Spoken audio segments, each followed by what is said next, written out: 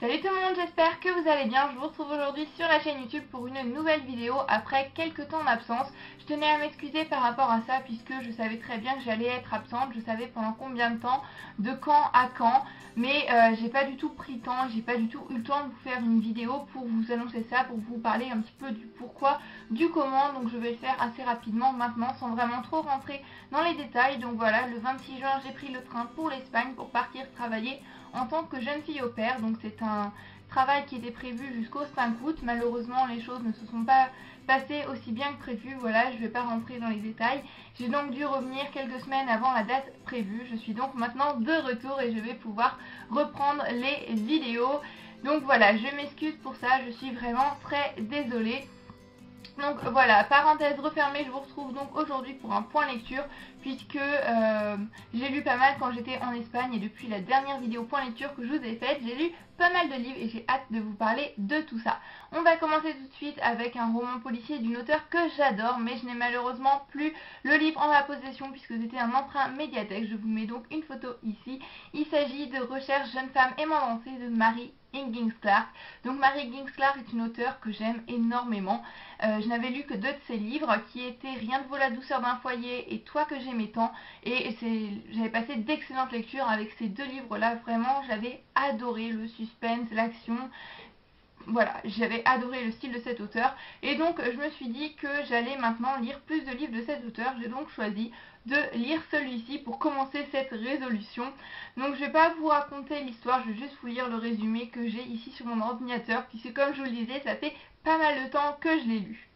Pour aider une de leurs amies, productrice de télévision, à réaliser un reportage sur les journaux de rencontre, Darcy Scott et Erin Kelly répondent à des petites annonces. L'occasion peut-être de trouver le prince charmant.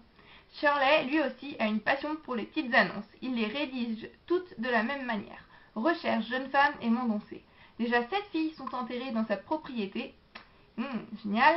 Chacune avec une magnifique chaussure de bal au pied droit. Shirley aime tellement danser. Voilà, lorsqu'on lit la 4e de couverture, on n'en sait pas plus que ça. Et les livres de Mary Higgins Clark, les livres de ce genre, sont vraiment des livres dans lesquels il faut se lancer sans trop en savoir. Donc j'ai beaucoup aimé retrouver le style d'écriture de l'auteur qui est génial. Elle manie le suspense à la perfection.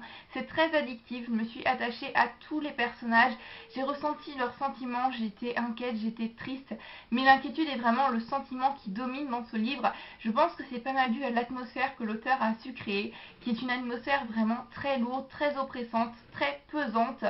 Voilà, en plus on sait à peu près, on voit, comment expliquer ça, on a le point de vue de Shirley et de Darcy et de Erin, et on a également Shirley par moment qui explique son point de vue. Donc voilà, encore une fois l'auteur à la fin a su me surprendre avec une révélation de fou. À chaque fois que j'ai lu un livre de cet auteur, elle a toujours su me surprendre.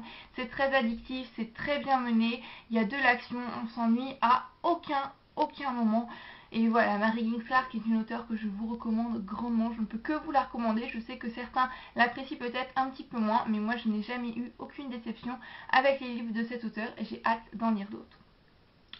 Ensuite, j'ai enchaîné avec une relecture qui est Les yeux jaunes des crocodiles, le premier tome de la trilogie Les yeux jaunes des crocodiles, je ne sais pas trop comment s'appelle cette trilogie, de Catherine Pancol, paru ici aux éditions Le Livre de Poche, puisque j'avais envie de continuer la saga, mais j'avais complètement oublié le premier tome. Voilà, c'est un souvenir vraiment très flou dans ma tête, donc je me suis dit, voilà, j'ai 5 semaines, voilà ce qui était prévu normalement à passer en Espagne, c'est un beau petit pavé.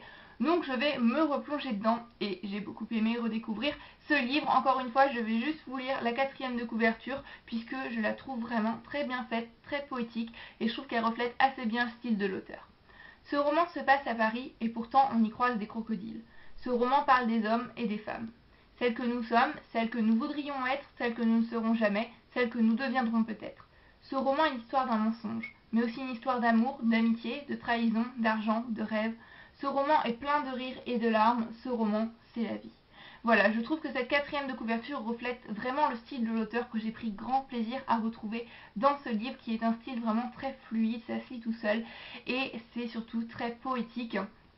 Moi j'ai pas mis de petit signet puisque j'en avais pas, mais il y a pas mal de pages qui sont cornées, voilà, exception, je l'ai faite juste pour ça, et des citations qui sont juste magnifiques. C'est un livre qui traite de beaucoup de sujets, qui amène à réfléchir sur la vie, sur des tas de choses, avec des personnages super attachants, même si l'histoire, il n'y a pas eu le petit quelque chose qui fait que cette histoire m'a plu plus que ça. C'est une histoire que je trouvais assez simple en soi, même s'il y avait des rebondissements qui m'ont peut-être pas autant surpris que la première fois que je l'ai lu, mais c'est tout de même une très bonne histoire. Par contre, il y avait pour moi par moments quelques longueurs et quelques répétitions. C'est un livre qui est quand même assez épais, voilà, plus on va, plus les tomes sont épais, et je pense qu'il n'était pas nécessaire d'avoir un livre aussi gros. Il y avait certains passages qui étaient assez inutiles ou répétitifs qui auraient pu être supprimés. On aurait eu un livre un petit peu plus fin, et l'histoire aurait été la même, en encore plus fluide. Mis à part ça, j'ai beaucoup aimé ce livre, même si comme je disais, par moments c'était un petit peu long. J'ai tout de même hâte de lire la suite de la saga et je vais enfin pouvoir regarder le film maintenant que j'ai relu le livre. Ensuite, comme j'étais en Espagne, je me suis dit c'est l'occasion de prendre les livres en anglais, enfin certains des livres en anglais qui sont dans ma bibliothèque et de les emmener avec moi dans ma valise, sinon je ne les lirai jamais. J'ai donc lu Ruby Red de Christine Gear, ici paru aux éditions Henry Holt, il me semble. Donc c'est Rouge Ruby, toujours de Kirsten Gear, et je ne sais plus chez quelle maison d'édition il est paru en français, mais il est paru en français, je suis sûre et certaine à 1000%. Donc là on va suivre le personnage de Gwen, qui a dans sa famille un gène un petit peu particulier qui circule, si on peut dire, qui est le gène de traverser le temps. Donc sa cousine a été entraînée depuis qu'elle est assez jeune, puisqu'il pense que c'est elle qui a le gène. Malheureusement, Gwen se retrouve un jour transportée dans le temps, elle ne sait pas du tout pourquoi, elle ne sait pas du tout comment faire, puisque c'est elle qui a le gène, à sa plus grande surprise et à la surprise de toute sa famille. Donc il va donc falloir qu'elle rattrape toute la formation qu'elle n'a pas eue, qu'elle s'habitue à ce gène qui peut être considéré soit comme une malédiction, soit comme un don, soit comme un cadeau exceptionnel. Donc voilà, je vous en dis pas plus, mais j'ai adoré ce livre, moi qui adore les voyages dans le temps. J'ai entendu de super avis sur celui-ci, je me suis dit il est pour moi, il faut que je le lise, et je l'ai adoré. Je l'ai dévoré en 2 jours, il n'est pas vraiment très épais, mais il est écrit en anglais. Et je dois dire que j'ai vraiment beaucoup aimé. J'ai beaucoup aimé le personnage de Gwen auquel je me suis attachée dès les toutes premières pages. L'auteur a vraiment su créer son propre univers dans lequel elle a su me plonger dès les premières pages, mais elle a aussi su créer une personnalité propre à chacun de ces personnages qui font qu'on ressent leurs émotions et surtout qu'on les comprend. Qu'on comprend leurs émotions, qu'on comprend leurs sentiments, leurs ressentis, et cela même pour les personnages auxquels on est un peu moins attaché, les personnages que l'on voudrait par moments même détester, que l'on déteste par moments. On en vient même à comprendre leurs réactions, à comprendre leurs actions, et ça je trouve ça juste fantastique, juste génial. L'univers est très bien développé, c'est très bien mené, même s'il y a quelques questions qui restent malheureusement en suspens, je pense que c'est dû au fait qu'il y a un second tome. J'ai d'ailleurs très envie de le lire et j'ai hâte de me plonger dans l'adaptation cinématographique et de voir ce que ça donne. La bande-annonce est géniale, donc j'ai vraiment hâte de me plonger dans ce livre. Pour vous parler un petit peu de la version anglaise, je la conseillerais pas à des débutants dans la lecture en anglais, puisque c'est pas en VO, le livre est allemand il me semble en VO. Je le conseillerais pas puisqu'il y a pas mal de vocabulaire et de termes qui sont assez spécifiques au voyage dans le temps à certaines époques, etc.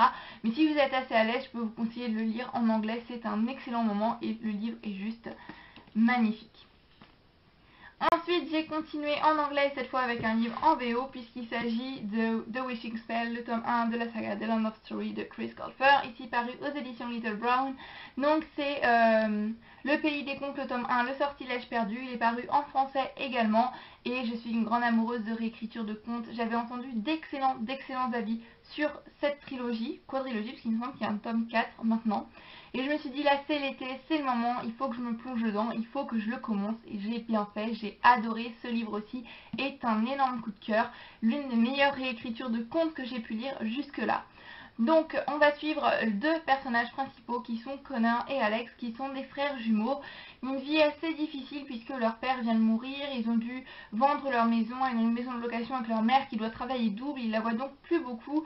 Leur vie est assez triste, voilà, Connor a beaucoup de mal à l'école. Sa sœur a toujours trouvé refuge dans les contes, et voilà, pour leur anniversaire, leur grand-mère va leur faire la surprise de venir et leur offrir un livre de contes assez spécial qui a été dans leur famille depuis très longtemps. Donc ce livre de contes n'a en apparence rien de particulier, si ce n'est que un jour, Connor et Alex vont littéralement tomber dans ce livre et donc se trouver dans le pays des contes. On retrouve Cendrillon, Réponse, Hansel et Gretel. Voilà, on retrouve les personnages de contes que l'on connaît, si ce n'est à la particularité près qu'ici les contes ne se sont pas arrêtés à la happy ending qu'on connaît, ils vécurent heureux et eurent beaucoup d'enfants. Cendrillon par exemple va bientôt avoir son premier enfant. Voilà, il y a tout un autre tas de personnages, je vous dis pas, je vous laisse découvrir puisque c'est vraiment génial. L'univers est juste génial, à tomber. L'auteur a vraiment su créer son univers qui est assez complexe, l'expliquer correctement, nous plonger dedans et ça dès les premières pages. Les personnages sont vraiment géniaux, très attachants. J'ai adoré le personnage de Connor pour son humour, voilà, il m'a toujours fait rire, il m'a fait sourire, sa dérision. Voilà, c'est vraiment génial, il m'a fait rire, mais ce livre m'a également fait pleurer, il m'a mis les larmes aux yeux à certains moments. L'auteur s'est joué avec nos sentiments, avec nos émotions, nous faire ressentir plein de choses. J'ai beaucoup aimé le personnage d'Alex également, auquel je me suis pas mal identifiée, même si c'est vrai que son côté un petit peu je sais tout m'a par moments agacé, mais cette idée de pays des contes avec la fin qui ne se termine pas en happy ending, j'ai juste adoré. En plus, l'objet livre est juste magnifiquement bien fait. Vous avez ici... Oh, pardon. Une carte du monde des contes, je trouve ça génial, et de superbes illustrations à chaque début de chapitre. Je vais essayer de vous en trouver une. Voilà, je trouve ça juste génial. Le seul petit point négatif, si je devrais en dire un, c'est que certains chapitres sont un petit peu trop longs à mon goût, mais bon, ça passe tout seul. C'est un réel page turner, donc on le voit pas venir. Il y a de l'action, il y a du suspense, toujours plus en plus de rebondissements. L'auteur nous surprend à chaque fois qu'on tourne une page. Vraiment, si vous voulez lire une réécriture de conte, mais je vous conseille celle-ci à 100%. J'en ai pas lu des tonnes pour le moment, j'en ai lu quelques-unes, mais celle-ci est de loin l'une des meilleures que j'ai pu lire jusqu'à aujourd'hui. Voilà, une fois qu'on l'a commencé, on ne peut plus s'arrêter, c'est vraiment très addictif. Ça m'a pas mal fait penser à Once Upon a Time. Voilà, des personnages géniaux. Vous pouvez vous arrêter à la fin de ce tome 1 si vous voulez. Voilà, on peut très bien s'arrêter au tome 1, mais le fait de savoir qu'il y a d'autres tomes, on n'a juste qu'une envie, c'est de les lire, puisque voilà, on veut savoir, on veut retrouver les personnages, on veut retrouver l'univers. C'est tellement bien fait, c'est tellement génial. Donc maintenant, pour en venir encore une fois à la lecture de ce livre en VO, je pense qu'il est assez abordable, le vocabulaire est assez simple, même si c'est vrai qu'il y a du vocabulaire assez spécifique au conte de fées, des noms de personnages qui changent, par exemple Goldilocks qui est boucle d'or, ou Rapunzel qui est réponse. Voilà, on s'habitue. C'est vrai que si vous débutez en anglais, si vous débutez dans la lecture en VO, je vous conseillerais pas ce livre, mais il n'y a pas besoin d'avoir un niveau exceptionnellement haut pour pouvoir le lire non plus. Donc voilà, j'en ai terminé pour ce petit point lecture. J'espère qu'il vous aura plu. Je suis désolée si c'est un petit peu brouillon. J'ai lu ces livres il y a un petit moment maintenant déjà. Donc voilà, c'est pas forcément tout frais dans ma tête, donc si je bafouille un petit peu, si je dois regarder les résumés quelque part, je m'en excuse.